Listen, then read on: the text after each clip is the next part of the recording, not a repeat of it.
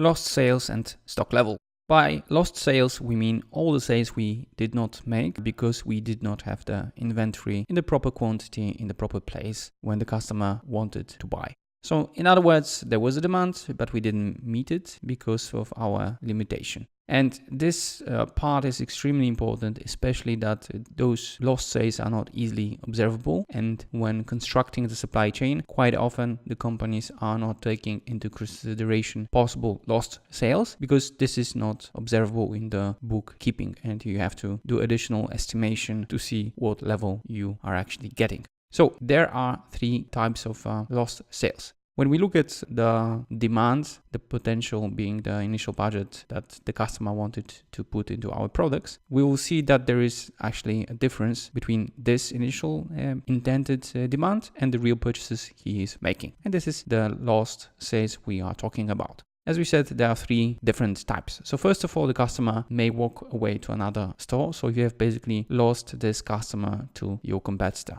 Then we can have a postponement of the purchase. So for example, he decided not to buy this month, but to wait for the product to arrive next month. And last but not least, you have a substitution type of lost sales. So he buys your product, but he buys something at a lower price or lower margin. So out of this, we get the total results. In order to find the optimal level of lost sales or the optimal level of inventory, you have to compare basically the cost of lost sales and the inventory cost and find the balance. And not surprisingly, for every industry, the balance is different. And you would have industries where you would rather keep high inventory because the lost sales are so big. And there are other industries where the inventory costs are so big that you would rather lose sales than try to keep inventory just in case to meet all demand. So here we've got just a quick look over industries. So as you can see here, we've got the cost of keeping stocks and cost of sales lost as a percentage of the sales.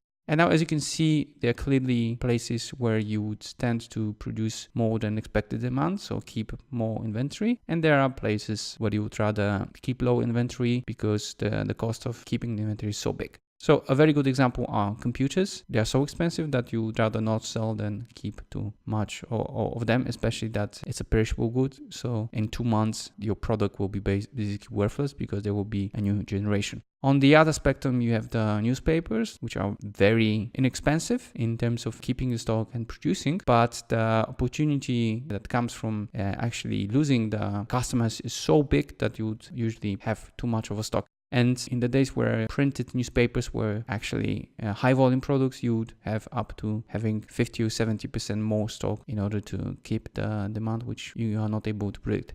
Somewhere in the middle, you have clothes because they are high margin product, but they're also perishable goods. So there is this fashion. So if you don't sell them within 1 season, then basically they lose their value. So they are somewhere in the middle. Usually you try to keep too much clothes just in case to meet the demand, but not too much because you would have problems with then getting rid of the perishable stock from this season. So whenever you are in an industry, so first of all, calculate the cost of keeping stocks, calculate the cost of lost sales, so try to identify it and then compare it to see what should be done in your case and find the place where they somewhere in the middle. So this will tell you roughly how much inventory you should have in order to balance those two effects. So inventory costs and lost sales in order to find the optimal solution for your industry.